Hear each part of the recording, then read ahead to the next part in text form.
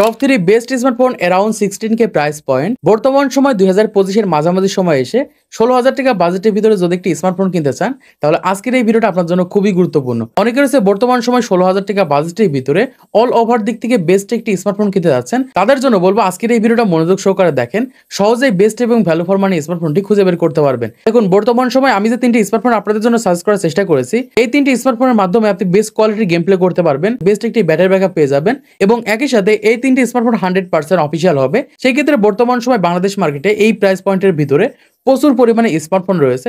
এই সকল স্মার্টফোনগুলোর ভিতরে বেস্ট এবং ভ্যালু ফর মানি স্মার্টফোন কোনগুলো আজকে ভিডিওতে জানিয়ে দেওয়ার চেষ্টা করব।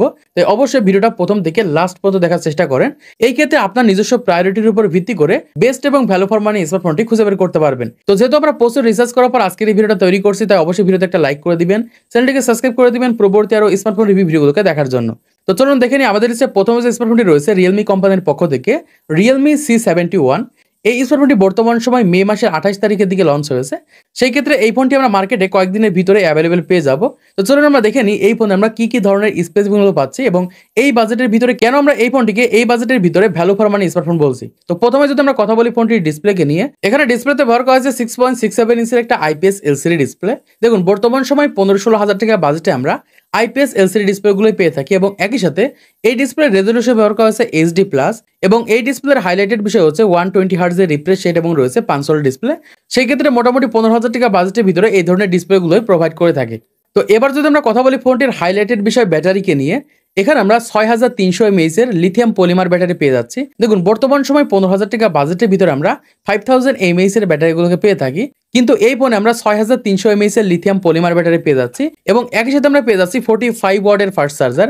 বর্তমান সময় 15,000 টাকা বাজেটে আমরা ম্যাক্সিমাম দেখতে পাই 10 থেকে 15 ওয়াট বা 20 ওয়াটের চার্জারগুলোকে ব্যবহার করা হয়ে থাকে, কিন্তু এই ফোনে আমরা 45 ওয়াট মানে 45 ওয়াটের ফাস্ট চার্জার পেয়ে যাচ্ছি, যেটাতে রয়েছে USB Type-C। সেই ক্ষেত্রে মোটামুটি ব্যাটারি ব্যাকআপ দিক থেকে অনেকটা এগিয়ে থাকবে এই বাজেটের ভিতরে। এবার যদি আমরা কথা বলি ফোনটির ক্যামেরাকে নিয়ে, এখানে আমরা ব্যাক সাইডে একটি মাত্র ক্যামেরা পেয়ে যাচ্ছি, যার মেগাপিক্সেল রয়েছে 15 মেগাপিক্সেল। এই ক্যামেরার মাধ্যমে আপনারা ডিজিটাল জুম পেয়ে যাচ্ছে এবং একই সাথে 30 fps পর্যন্ত ভিডিও রেকর্ড করতে পারবো। সেই ক্ষেত্রে মোটামুটি যারা ফটোগ্রাফি এবং ভিডিও রেকর্ডের জন্য একটি স্মার্টফোন কিনতে যাচ্ছেন 15,000 টাকা বাজেটের ভিতরে, তাদের জন্য বেস্ট একটি স্মার্টফোন হতে পারে। এবার যদি আমরা কথা বলি ফোনটির সেলফি ক্যামেরা নিয়ে, এখানে আমরা 5 মেগাপিক্সেলের প্রাইমারি ক্যামেরা পেয়ে যাচ্ছি। এই ক্যামেরার মাধ্যমে 30 fps পর্যন্ত আমরা ভিডিও রেকর্ড করতে পারবো। সেই ক্ষেত্রে ফ্রন্ট ক্যামেরার দিক থেকে একটু পিছিয়ে থাকবে এই বাজেটের ভিতরে। তো এবার যদি আমরা কথা বলি ফোনটির হাইলাইটেড বিষয় প্রসেসরকে নিয়ে, এখানে ইউনেস্কোর একটি প্রসেসর ব্যবহার করা হয়েছে, ইউনেস্কো T7250 প্রসেসর ব্যবহার করা হয়েছে। এই প্রসেসরের মাধ্যমে যে কোনো ধরনের গেমগুলোকে ইজিলি আপনারা রান করাতে পারবেন। এই প্রসেসর আমরা অক্টোকর সাথে দেখতে পাচ্ছি এবং একই সাথে রয়েছে 12 ন্যানোমিটার এবং জিপিইউ যদি আমরা কথা বলি, এখানে আমরা Mali G57 পেয়ে যাচ্ছি। সেই ক্ষেত্রে মোটামুটি 15,000 টাকা বাজেটের ভিতরে যারা একটি গেমিং স্মার্টফোন কিনতে যাচ্ছেন তাদের জন্য নিঃসন্দেহে এই ফোনটি বেস্ট হতে পারে এবং একই সাথে এই ফোনটা আমরা Android 15 এর সাথে দেখতে পাচ্ছি। সেই ক্ষেত্রে লেটেস্ট মডেলের একটি স্মার্টফোন কিনতে পারবেন 15,000 টাকা বাজেটের ভিতরে। তো এবার যদি আমরা কথা বলি ফোনটির র্যাম রোম এবং প্রাইসকে নিয়ে, এখানে আমরা দুইটি মাত্র ভেরিয়েন্ট দেখতে পাচ্ছি। একটি রয়েছে 4GB র্যাম এবং 128GB ইন্টারনাল স্টোরেজ, যার বর্তমান বাজার মূল্য 14,999 টাকা মানে 15,000 টাকা।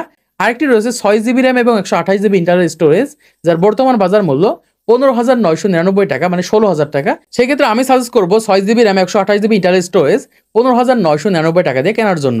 আমাদের লিস্টে দ্বিতীয় নম্বরে যে স্মার্টফোনটি রয়েছে, হয়তোবা এই ফোনটি এখনো মার্কেটে অ্যাভেলেবেল হয়নি, তবে 1 সপ্তাহ অথবা 2 সপ্তাহের ভিতরে এই ফোনটি মার্কেটে অ্যাভেলেবেল হয়ে যাবে। আমাদের লিস্টে দ্বিতীয় নম্বরে যে স্মার্টফোনটি রয়েছে ভিভো কোম্পানির পক্ষ থেকে Vivo Y19s Pro। বর্তমান সময় এই ফোনটাকে এই বাজেটের ভিতরে ভ্যালু ফর মানি একটি স্মার্টফোন বলা হয়ে থাকে। সেই ক্ষেত্রে বর্তমান সময় যারা 16,000 টাকা বাজেটের ভিতরে বেস্ট এবং ভ্যালু ফর মানি একটি স্মার্টফোন কিনতে যাচ্ছেন, তাদের জন্য Vivo Y19s Pro স্মার্টফোনটি বেস্ট হতে পারে। তো চলুন আমরা দেখে নিই এই ফোনে আমরা কি কি ধরনের স্পেসিফিকগুলো পাচ্ছি। তো প্রথমে যদি আমরা কথা বলি ফোনটির ডিসপ্লেকে নিয়ে, এখানে আমরা 6.68 ইঞ্চের একটা IPS LCD ডিসপ্লে পেয়ে যাচ্ছি এবং এই ডিসপ্লেটি আমরা HD+ ডিসপ্লে হিসেবে দেখতে পাচ্ছি।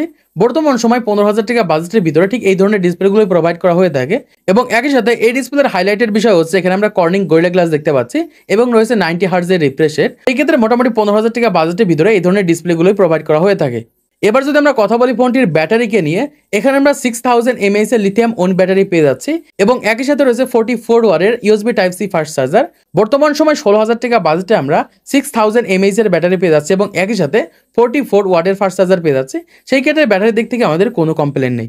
এবার যদি আমরা কথা বলি ফোনটির ক্যামেরাকে নিয়ে, এখানে আমরা ব্যাক সাইডে ডুয়াল ক্যামেরা পেয়ে যাচ্ছি, মানে দুইটি ক্যামেরা পেয়ে যাচ্ছি, যার মেইন ক্যামেরা হচ্ছে 15 মেগাপিক্সেলের ওয়াইড অ্যাঙ্গেল প্রাইমারি ক্যামেরা এবং আরেকটি রয়েছে 2 মেগাপিক্সেলের অক্সিলারি লেন্স ক্যামেরা। বর্তমান সময় এই ক্যামেরার মাধ্যমে আমরা ডিজিটাল জুম পেয়ে যাচ্ছি এবং একই সাথে 30 fps পর্যন্ত ভিডিও রেকর্ড করার সুবিধা পাচ্ছি। সেই ক্ষেত্রে মোটামুটি অনেকের হচ্ছে 16,000 টাকা বাজেটের ভিতরে বেস্ট একটি ক্যামেরা স্মার্টফোন কিনতে যাচ্ছেন, তাদের জন্য নিঃসন্দেহে এই ফোনটি বেস্ট হতে পারে। এই ক্যামেরার মাধ্যমে আপনার ভালো কোয়ালিটির ফটো এবং ভিডিও শুট করতে পারবেন, সেই ক্ষেত্রে নিঃসন্দেহে বেস্ট একটি ক্যামেরা হতে পারে এই বাজেটের ভিতরে। তো এবার যদি আমরা কথা বলি ফোনটির সেলফি ক্যামেরা নিয়ে, এখানে আমরা 5 মেগাপিক্সেলের ওয়াইড অ্যাঙ্গেলের প্রাইমারি ক্যামেরা পেয়ে যাচ্ছি। এই ক্যামেরার মাধ্যমে আমরা 30 fps পর্যন্ত ভিডিও রেকর্ড করতে পারবো। সেই ক্ষেত্রে মোটামুটি 15 থেকে 16,000 টাকা বাজেটের ভিতরে সেলফি ক্যামেরার দিক থেকে একটু পিছিয়ে থাকবে। এবার যদি আমরা কথা বলি ফোনটির হাইলাইটেড বিষয় প্রসেসরকে নিয়ে, এখানে ইউনেস্কোর একটি প্রসেসর ব্যবহার করা হয়েছে, ইউনেস্কো টাইগার T612 প্রসেসর ব্যবহার করা হয়েছে। এই প্রসেসরটা বর্তমান সময় আমরা অক্টোকোরের সাথে দেখতে পাচ্ছি এবং একই সাথে হচ্ছে 12 ন্যানোমিটার। এবং এই প্রসেসরের জিপিইউ নিয়ে যদি আমরা কথা বলি, এখানে আমরা মালি G57 পেয়ে যাচ্ছি। এক্ষেত্রে মোটামুটি যারা ফ্রি ফায়ার এবং পাবজি খেলার জন্য একটি স্মার্টফোন কিনতে যাচ্ছেন, তাদের জন্য নিঃসন্দেহে এই ফোনটি বেস্ট হতে পারে। এবং একই সাথে এই ফোনটি আমরা Android 15 এর সাথে দেখতে পাচ্ছি। সেই ক্ষেত্রে বর্তমান সময় 15,000 টাকা বাজেটের ভিতরে লেটেস্ট একটি স্মার্টফোন প্রোভাইড করা হয়েছে। তো এবার যদি আমরা কথা বলি ফোনটির র্যাম, রম এবং প্রাইসকে নিয়ে, এখানে আমরা দুইটা মাত্র ভেরিয়েন্ট দেখতে পাচ্ছি। একটা হচ্ছে 4GB র্যাম এবং 128GB ইন্টারনাল স্টোরেজ, যার বর্তমান বাজার মূল্য 15,999 টাকা, মানে 16,000 টাকা বাজেটের ভিতরে 4GB র্যাম এবং 128GB ইন্টারনাল স্টোরেজ ভেরিয়েন্টটা অ্যাভেলেবেল পেয়ে যাবেন। আরেকটি ভেরিয়েন্ট হচ্ছে 6GB র্যাম এবং 128GB ইন্টারনাল স্টোরেজ, যার বর্তমান বাজার মূল্য 16,999 টাকা, মানে 17,000 টাকা বাজেটের ভিতরে 6GB র্যামের ভেরিয়েন্টটা মার্কেটে অ্যাভেলেবেল পেয়ে যাবেন।